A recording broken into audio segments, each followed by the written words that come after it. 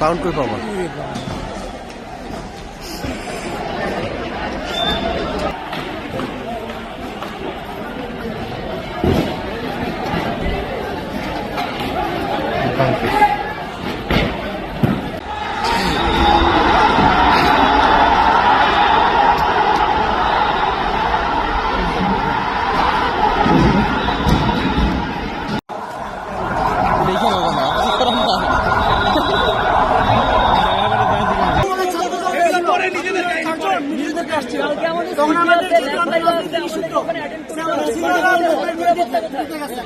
তখন তারা বলতেছে যে তারা বের হবে না, ঠিক আছে?